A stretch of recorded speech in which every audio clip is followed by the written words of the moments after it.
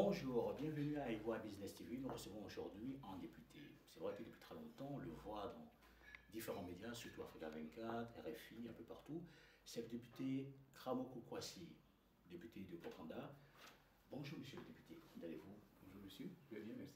Vous êtes le député du PDC. Dites-nous sincèrement, comment est-ce que se porte le PDC aujourd'hui? Merci de l'opportunité que vous donnez de parler de mon très cher parti. Mais je peux dire que le PDC-IRDA se porte très bien. Il a organisé récemment son congrès, il a renouvelé ou est en train de renouveler cette structure.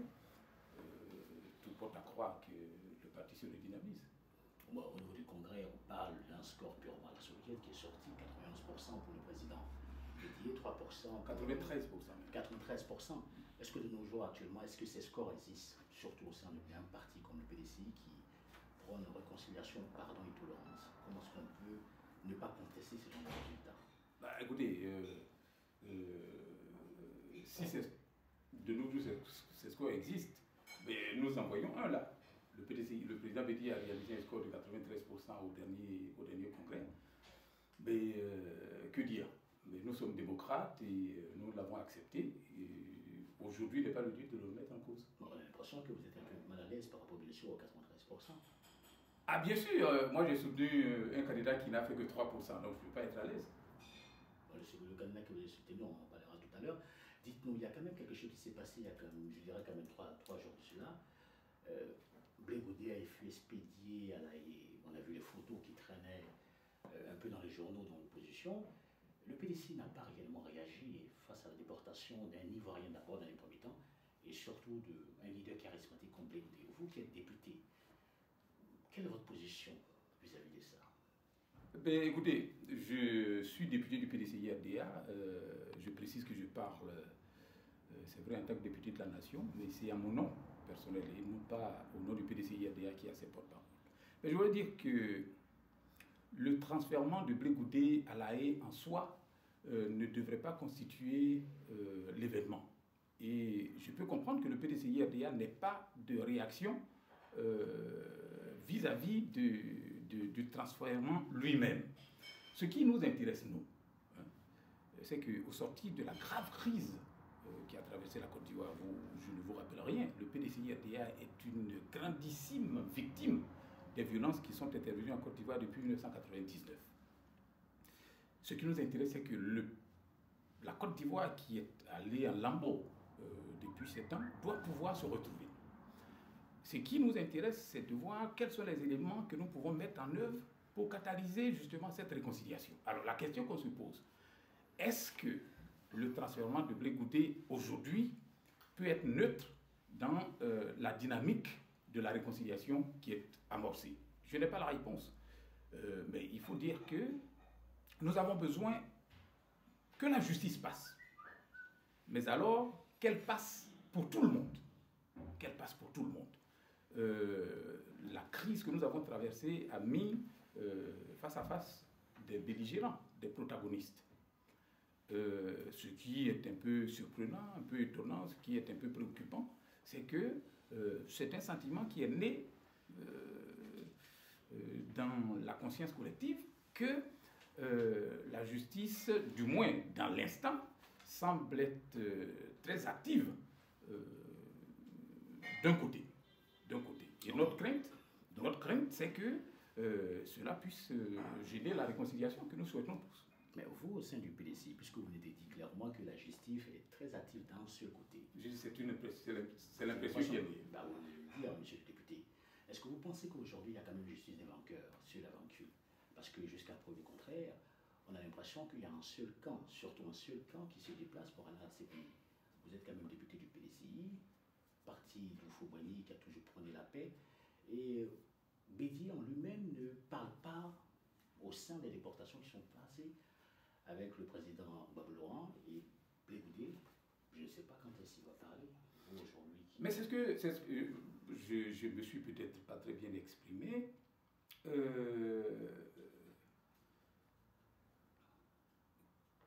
Que le président Bédier ne s'exprime pas, ça peut se comprendre, parce que ce qui est en jeu aujourd'hui, c'est un processus judiciaire On a coutume de dire que le temps judiciaire n'est pas le temps médiatique, et ça n'est pas le temps non plus des peuples. Le président de la République nous a dit que tous ceux qui ont commis des crimes au cours des événements douloureux passés seront rattrapés par leurs crimes. Et nous voulons le croire.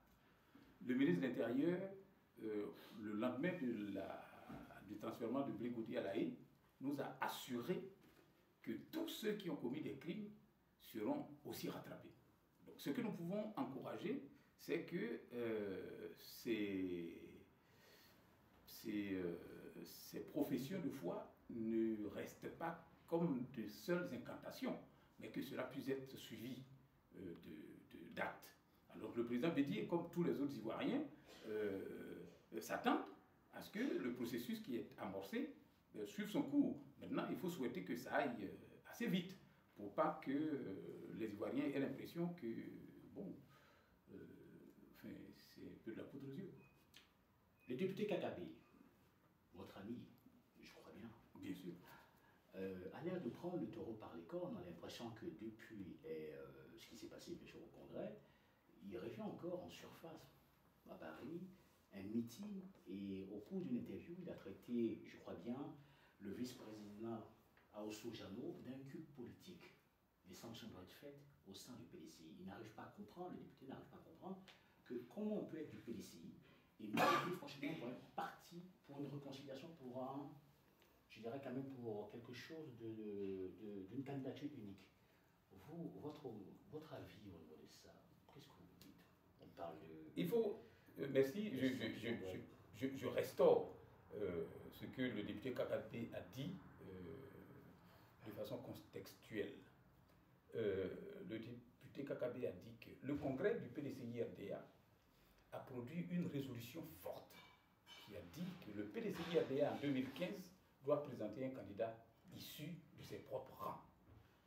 Dès lors, il lui paraît complètement incongru que des hauts cadres du parti puissent militer pour une position contraire, savoir promouvoir la candidature d'une personnalité autre que celle que les militants du PDCI-RDA ont recommandé qu'il soit. Mais lorsqu'on parle d'un culte politique, vous ne trouvez pas que le mot est un peu fort quand même? Oui, mais quand il a parlé d'une culture politique, il n'a pas traité une personnalité en particulier des cultes politiques. Il a dit que de telles manœuvres qui s'opposent aux positions du parti font preuve d'inculture politique. Donc, ça n'est pas un épithète qui a été attribué à une personnalité en propre. Monsieur Karamoko, c'est Monsieur Kramo. Monsieur Kramo, excusez-moi. Je voulais savoir, vous aujourd'hui, on a l'impression que c'est simplement les députés Kakabé qui haussent la voix.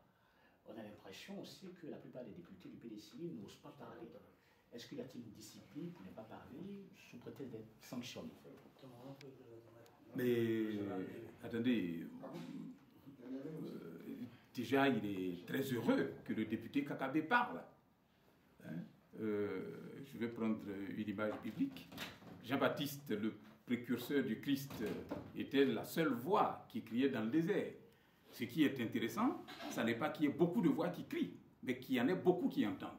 Et déjà, si le député Kakabé crie, je pense que c'est suffisant.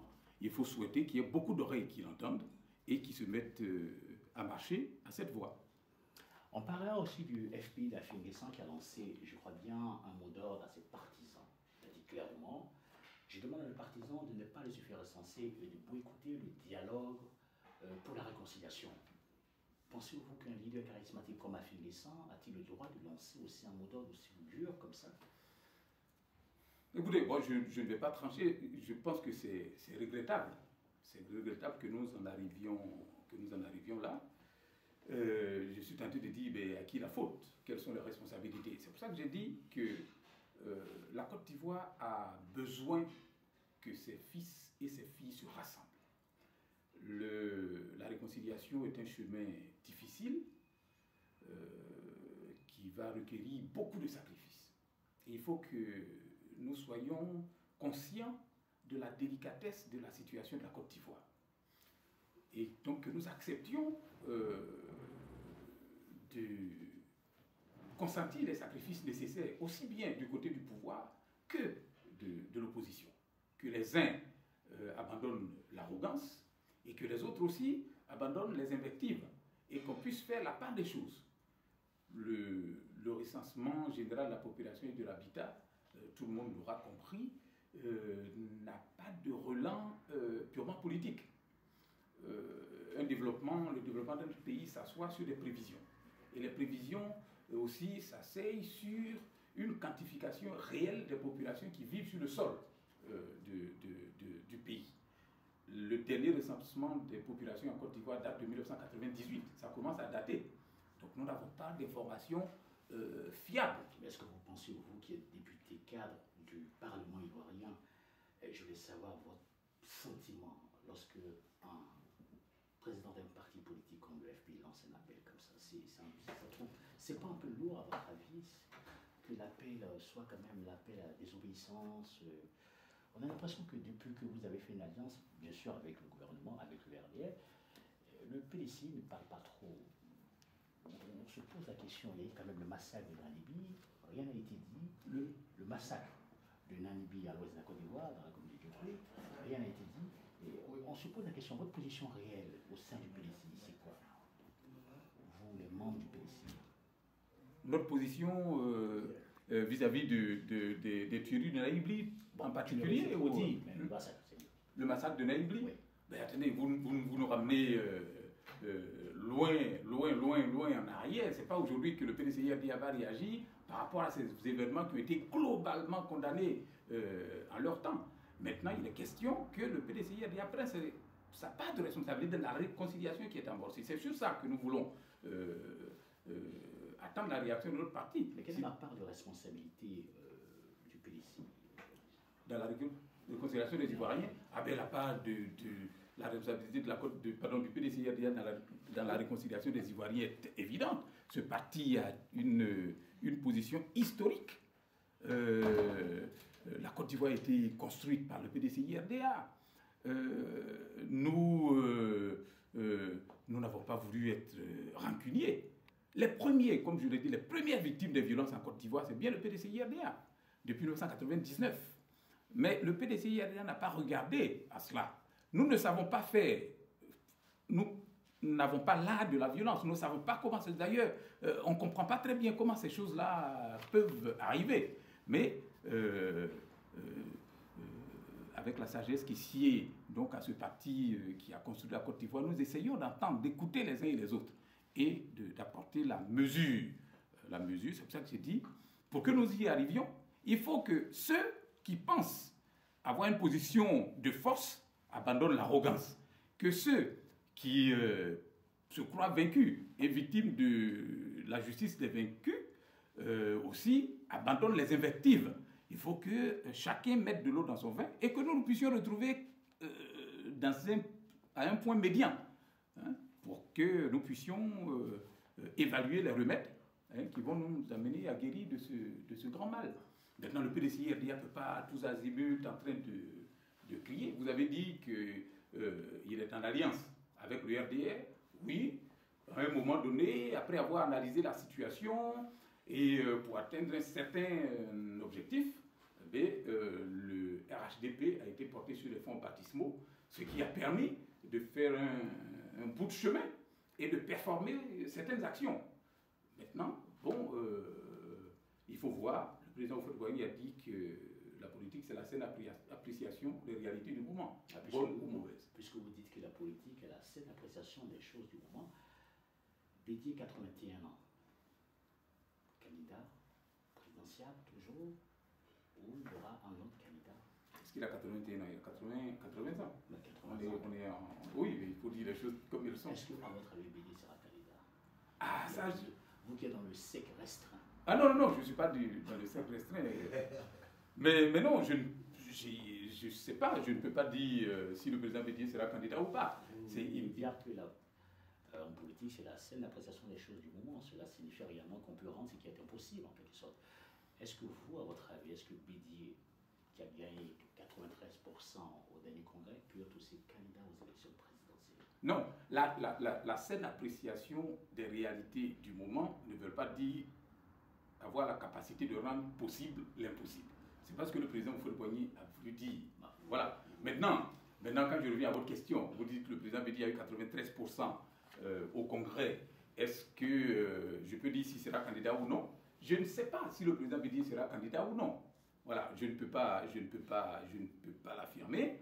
Je n'ai pas envie de dire des choses. La constitution de la Côte d'Ivoire a certaines stipulations que tout le monde connaît. Donc, nous attendons de voir. Kakabe, ma dernière question, monsieur le député. Je voulais savoir, Kakabe est 3%, résultat qu'il n'a pas contesté au Congrès.